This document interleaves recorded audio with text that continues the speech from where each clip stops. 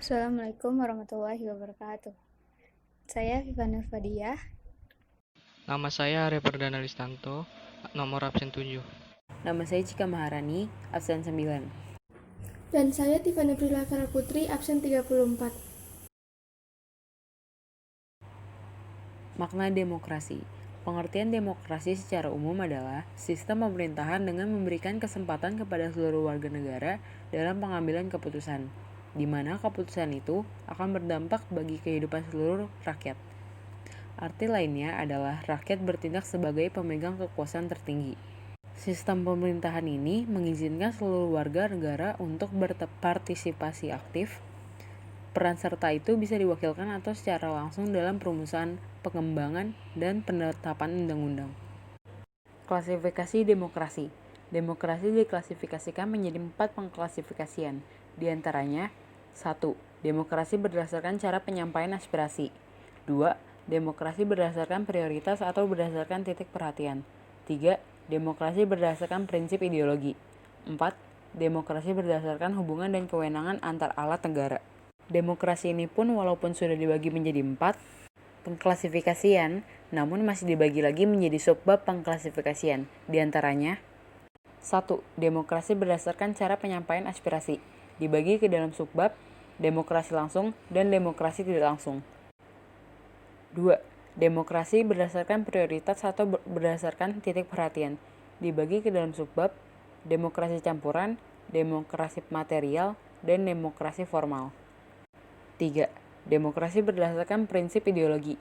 Dibagi ke dalam subbab demokrasi liberal atau demokrasi konstitusional dan demokrasi rakyat atau demokrasi proletar. 4. Demokrasi berdasarkan hubungan dan kewenangan antar alat negara. Dibagi ke dalam subbab demokrasi sistem parlementer dan demokrasi sistem presidensial. Yang ketiga ada prinsip-prinsip demokrasi. Yang pertama itu menyelesaikan perselisihan dengan damai dan secara melembaga. Lalu ada menjamin terselenggaranya perubahan secara damai dalam suatu masyarakat yang sedang berubah, menyelenggarakan pergantian pimpinan secara teratur, membatasi pemakaian kekerasan sampai minimum, mengakui serta menganggap wajar adanya keanekaragaman, menjamin tegaknya keadilan. Kemudian, menurut Alamuddin, sebagaimana dikutip oleh Sri Wurian dan Syaifullah dalam bukunya yang berjudul Ilmu Kewarganegaraan, suatu negara dapat disebut berbudaya demokrasi apabila memiliki soko guru demokrasi sebagai berikut. Kedaulatan rakyat, pemerintahan berdasarkan persetujuan dari yang diperintah, kekuasaan mayoritas, hak-hak minoritas, jaminan hak-hak asasi manusia, pemilihan yang bebas dan jujur, bersamaan di depan hukum, proses hukum yang wajar, pembatasan pemerintahan secara konstitusional, pluralisme sosial, ekonomi, dan politik, dan terakhir ada nilai-nilai toleransi, pragmatisme, kerjasama, dan mufakat. Yang pertama ada prinsip-prinsip demokrasi di Indonesia. Ahmad Sanusi mengutarakan 10 pilar demokrasi konstitusional Indonesia menurut Pancasila dan Undang-Undang Dasar Negara Republik Indonesia tahun 1945. Yang pertama ada demokrasi yang berketuhanan yang Maha Esa, demokrasi dengan kecerdasan, demokrasi yang berkedaulatan rakyat. Karakter utama demokrasi Pancasila adalah sila keempat, yaitu kerakyatan yang dipimpin oleh hikmat kebijaksanaan dalam permusyawaratan atau perwakilan. Dengan kata lain, demokrasi Pancasila mengandung 3 karakter utama, yaitu kerakyatan, permusyawaratan, dan hikmat kebijaksanaan. 3 karakter tersebut sekaligus berkedudukan sebagai cita-cita luhur penerapan demokrasi di Indonesia. Cita-cita kerakyatan merupakan bentuk penghormatan kepada rakyat Indonesia dengan memberi kesempatan kepada rakyat Indonesia untuk berperan atau terlibat dalam proses pengambilan keputusan yang dilakukan oleh pemerintah. Demokrasi dengan rule of law, hal ini mempunyai 4 makna penting. Yang pertama, kekuasaan negara Republik Indonesia harus mengandung, melindungi, serta mengembangkan kebenaran hukum atau legal truth. Yang kedua, kekuasaan negara memberikan keadilan hukum atau legal justice. Yang ketiga, kekuasaan negara menjamin kepastian hukum atau legal security. Yang keempat, kekuasaan negara mengembangkan manfaat atau kepentingan hukum atau legal interest. demokrasi dengan pemisahan kekuasaan negara, demokrasi dengan hak asasi manusia, demokrasi dengan pengadilan yang merdeka, demokrasi dengan otonomi daerah. Demokrasi Pancasila mengandung beberapa nilai moral yang bersumber dari Pancasila, yaitu sebagai berikut. Yang pertama, persamaan bagi seluruh rakyat Indonesia. Yang kedua, keseimbangan antara hak dan kewajiban. Dan yang ketiga, pelaksanaan kebebasan yang dipertanggungjawabkan secara moral kepada Tuhan Yang Maha Esa, diri sendiri, dan orang lain. Yang keempat, mewujudkan rasa keadilan sosial. Yang kelima, pengambilan keputusan dengan musyawarah mufakat. Yang keenam, mengutamakan persatuan nasional dan kekeluargaan. Dan yang terakhir, menjunjung tinggi tujuan dan cita-cita nasional. 2. Periodisasi perkembangan demokrasi Pancasila. Dalam perjalanan sejarah ketatanegaraan, semua konstitusi yang pernah berlaku menganut prinsip demokrasi, seperti di bawah ini. 1. Dalam pasal 1 ayat 2 UUD 1945 sebelum diamandemen. 2. Dalam pasal 1 ayat 2 UUD Negara Republik Indonesia tahun 1945 setelah diamandemen. 3. Dalam Konstitusi Republik Indonesia Serikat pasal 1 ayat 1 dan 2. Dan yang terakhir, dalam UUD 1950 pasal 1 ayat 1 dan 2. Menentukan bagaimana sistem pemerintahan yang demokratis dapat dilihat dari indikator yang dirumuskan oleh Evan Gafar. Yang pertama yaitu akuntabilitas. Setiap pemegang jabatan yang dipilih harus dapat mempertanggungjawabkan apapun yang hendak dan telah ditempuhnya. Yang kedua, rotasi kekuasaan. Peluang akan terjadinya rotasi kekuasaan harus ada dan dilakukan secara teratur dan damai. Yang ketiga, rekrutmen politik yang terbuka. Untuk memungkinkan terjadinya rotasi kekuasaan, diperlukan suatu rekrutmen politik yang terbuka. Yang keempat, pemilihan umum. Pemilu itu harus dilaksanakan secara teratur. Dan yang terakhir, penentuan hak-hak dasar. Dalam suatu negara demokratis, setiap warga negara dapat menikmati hak-hak dasar mereka secara bebas. Masa demokrasi liberasi yang terjadi pada tahun 1945 sampai dengan 1949 ditandai dengan 1. Pemerintah dan rakyat tidak punya cukup waktu untuk membenahi diri karena sibuk dengan perjuangan fisik untuk mempertahankan kemerdekaan dari agresi Belanda. 2. Ketegangan polisi dan aksi kontak terbentuknya lembaga-lembaga demokrasi.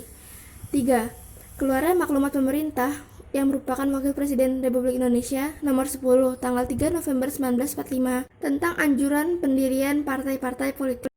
Kemudian masa demokrasi pada 1949 sampai dengan 1959 ditandai dengan dominasi kekuasaan oleh presiden, peran partai politik dibatasi, peran militer semakin kuat, berkembangnya komunisme, anti kebebasan pers, dan sentralisasi pihak pusat. Masa demokrasi terpimpin terjadi pada tahun 1959 sampai 1966. Ciri-ciri demokrasi terpimpin yaitu yang pertama, adanya sentralisasi kekuasaan pada satu pimpinan. Yang kedua, peran presiden mendominasi. Ketiga, terbatasnya peran partai politik. Keempat, berkembangnya pengaruh PKI. Kelima, tidak sesuainya demokrasi parlementer dengan kepribadian bangsa Indonesia. Keenam, jaminan HAM yang lemah. Ketujuh, terbatasnya peranan pers. Kedelapan, kebijakan politik luar negeri sudah memihak ke RRC. Yang kesembilan, berakhirnya Orde Lama. Ini adalah dengan adanya peristiwa G30S PKI. Selanjutnya, demokrasi Orde Baru terjadi pada tahun 1966 sampai 1998. Dan ciri-cirinya ditandai dengan tergantinya Ir Soekarno oleh Presiden Soeharto. Kedua, menerapkan demokrasi Pancasila. Yang ketiga, fungsi ABRI yang mendominasi. Keempat, berhasil dalam menyelenggarakan pemilihan umum. Dan kelima, demokrasi pada masa Orde Baru ini dianggap gagal karena tidak adanya rotasi kekuasaan eksekutif, tertutupnya rekrutmen politik, tumbuhnya KKN, terjadinya krisis ekonomi, dan terjadinya krisis politik, tuntutan para demonstrasi terhadap Presiden Soeharto untuk turun. Selanjutnya, demokrasi Orde Reformasi yang terjadi pada tahun 1998 sampai sekarang. Dari ciri-cirinya itu ditandai dengan lengsernya Presiden Soeharto yang telah memimpin selama puluhan tahun. Terus ditandai dengan penyerahan kekuasaan Presiden Soeharto ke Wakil Presiden B.J. Habibie. Ketiga, perubahan besar-besaran terhadap penyelenggaraan negara dan pemerintah. Yang keempat, menerapkan demokrasi Pancasila. Yang kelima,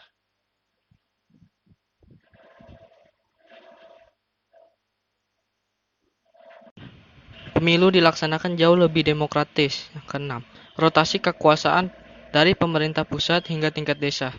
Ketujuh, rekrutmen politik dilakukan secara terbuka. Dan terakhir, kebebasan dalam berpendapat. 1. Pentingnya kehidupan dan demokratis.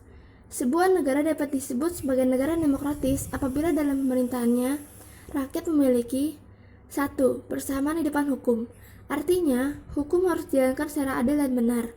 Hukum tidak boleh pandang bulu. Siapa saja yang bersalah dihukum sesuai ketentuan yang berlaku. 2. Kesempatan untuk berpartisipasi dalam pembuatan keputusan. Sebagai contoh, ketika rakyat berkeinginan kuat untuk menyampaikan pendapat di muka umum, maka pemerintah dan DPR menetapkan undang-undang yang mengatur penyampaian pendapat di muka umum. Yang ketiga, memperoleh pendapatan yang layak karena terjadi distribusi pendapatan yang adil.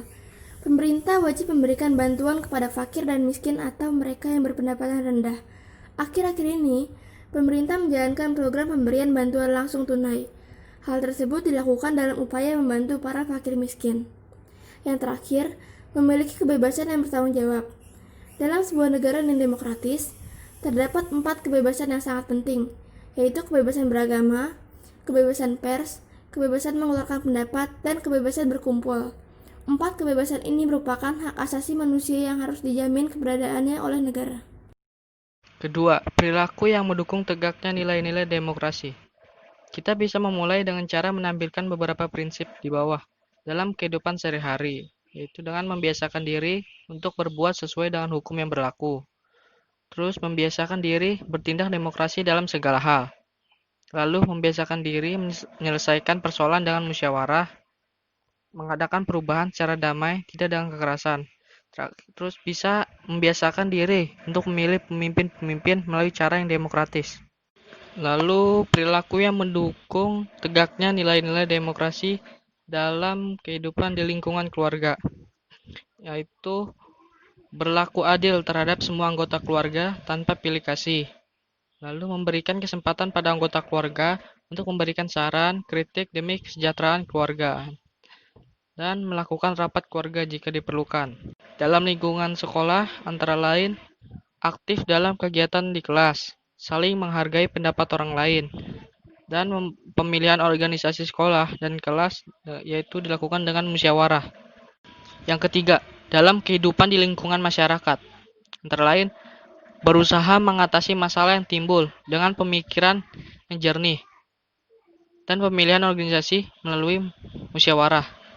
Kedua, bersama-sama menjaga kedamaian masyarakat serta mengikuti kegiatan yang diadakan oleh desa.